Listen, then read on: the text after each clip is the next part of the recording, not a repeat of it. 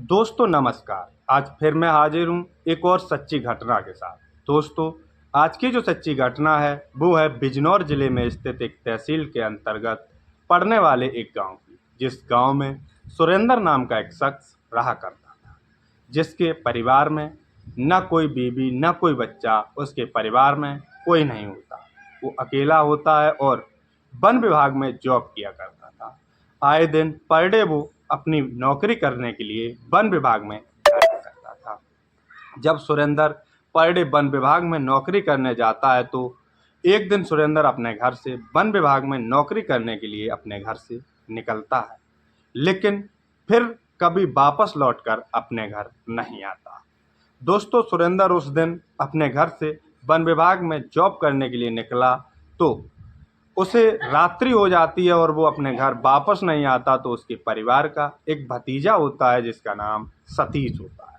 सतीश अपने चाचा की खैर खबर करने के लिए, पता करने के लिए कि आखिर चाचा वैसे तो आ जाया करते थे लेकिन आज पता नहीं क्यों नहीं आए। इतने देर रात हो गई और वो अभी तक लौटकर घर वापस नहीं आए, इसलिए वो उनके फ़ोन पर कॉल करता है, लेकिन सुरेंद्र का फ़ोन स्विच ऑफ आता है।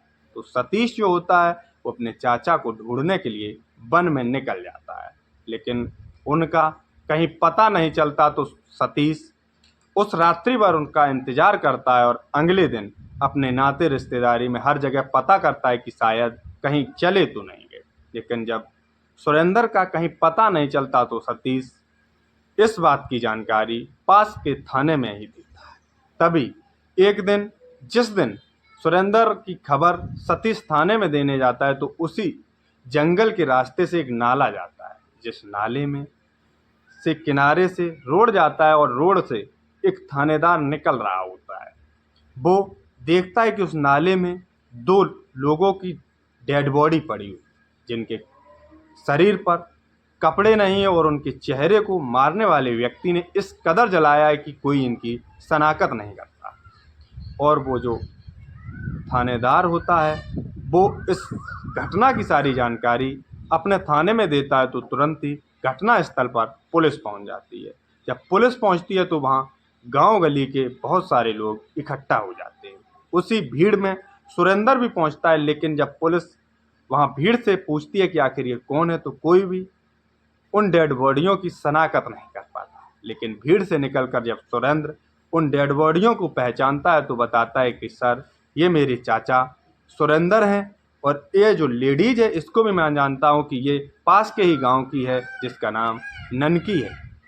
ननकी और सुरेंद्र दोनों को जब सतीश पहचान लेता है तो पुलिस पूछती है कि आखिर तुम्हें किसी पर शक है क्या। तो जो सतीश होता है वो इस बात के लिए मना कर देता है कि सर, मुझे किसी पर शक नहीं है, क्योंकि मेरे जो चाचा हैं वो इस किस्म के आदमी नहीं थे कि उनका किसी से बैर हो, फिर भी किसी ने उनकी हत्या कर दी। इसलिए पुलिस उन डेड बॉडियों को अपनी अंडर कस्टडी में लेकर पोस्टमार्टम के लिए भेज देती है और इस केस की खुलासा करने के लिए लग जाती है। पुलिस पहले घटना स्थल पर बारीकी से जांच करती है तो उसे एक गड्ढे में सुरेंद्र का फ़ोन मिलता है, जिसका पुलिस सीडीआर निकालती है। पुलिस जब इसका सीडीआर निकालती है तो इसमें एक नंबर मिलता है, जो नंबर ननकी देवी के लड़के के नाम रजिस्टर्ड होता है। उस लड़के के नाम जब वो नंबर रजिस्टर्ड होता है तो पुलिस उसका सारा कॉल डिटेल निकालती है और उसका पता करने के लिए ननकी देवी के गांव पहुंच जाती है। जब पुलिस उसके गांव, उसके घर पहुंचती है तो पता लगता है पुलिस को कि जो लड़का है वो अपना घर छोड़कर भाग गया है। पुलिस का अब शक इसके लड़के के ऊपर और मजबूत होता जाता है, लेकिन पुलिस को अब वो लड़का मिले तो मिले कैसे। तभी पुलिस उस फ़ोन की और उस नंबर की और बारीकियों से जांच करती है तो पुलिस को पता लगता है कि इस षड्यंत्र में एक नंबर और निकलता है, जो किसी गणेश के नाम पर रजिस्टर्ड होता है।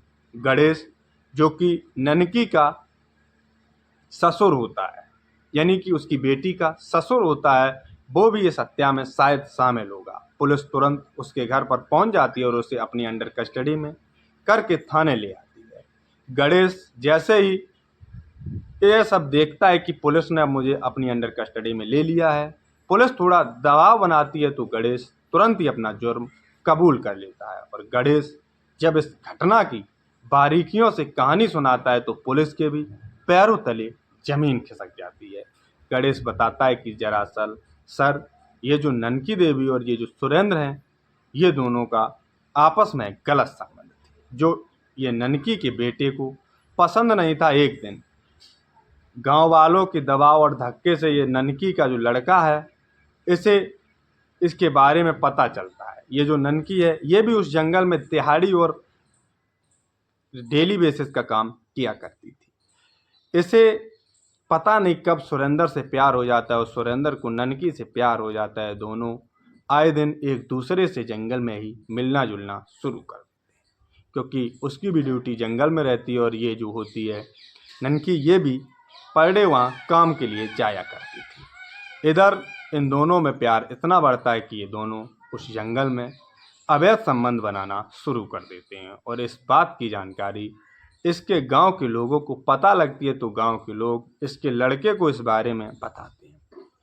ननकी का लड़का जो होता है वो अपनी माँ से इस बारे की सारी जानकारी पता करता है तो इसकी माँ इससे कुछ झूठ नहीं बताती और साफ साफ बता देती है कि हाँ, मेरा वहाँ सुरेंद्र के साथ लव अफेयर चल रहा है। और जब इस बात की जानकारी ननकी के बेटे को चलती है तो वो उसके मूड पर खून सवार हो जाता है और वो इन दोनों को ही इस दुनिया से हटाने का तय कर लेता है। पहले तो वो अपनी माँ को समझाता है, लेकिन वो उसके समझाने पर नहीं मानती तो वो इन दोनों को ही इस दुनिया से हटाने का तय कर लेता है।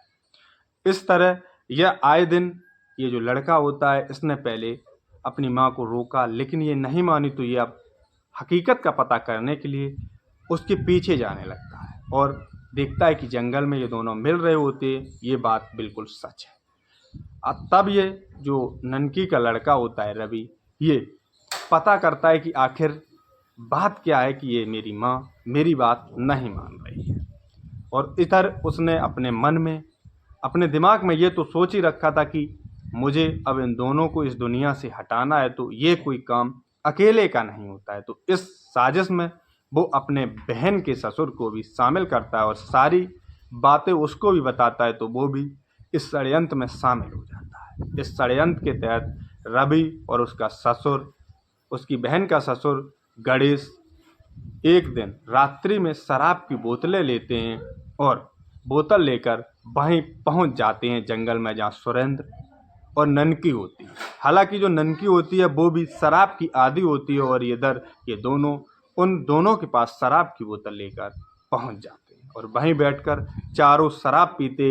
ये अपने षड्यंत्र के तहत कम शराब पीते और उन दोनों को ज़्यादा मात्रा में शराब पिलाते हैं। इधर सुरेंद्र इतनी शराब पी लेता है कि उसे अब ये नहीं ध्यान रहता कि आखिर मैं कहाँ हूँ, लेकिन जो ननकी होती है वो होश में रहती है। और जैसे ही शराब ख़त्म होती है और सुरेंद्र ज़्यादा नशे में हो जाता है तो वो एक पेड़ के नीचे जाकर लेट जाता है कि तभी ननकी का बेटा रवि जाता है फावड़ा लेकर और सोते में ही उसके गले पर इतनी जोर से फावड़े से वार करता है कि उसका वहीं पर घटनास्थल पर ही सुरेंद्र की मौत हो जाती है। वो उसकी चीख चिल्ला भी नहीं निकल पाती बाहर। और जब ननकी ये सब देखती है तो वो अपनी जान बचाने के लिए वहाँ से भागना शुरू कर देती है, लेकिन गणेश उसे भागकर पकड़ लेता है। तभी उसका बेटा रवि भी उसके भी गले पर फावड़े से वार कर देता है और दोनों को ही घटनास्थल पर मार देती है।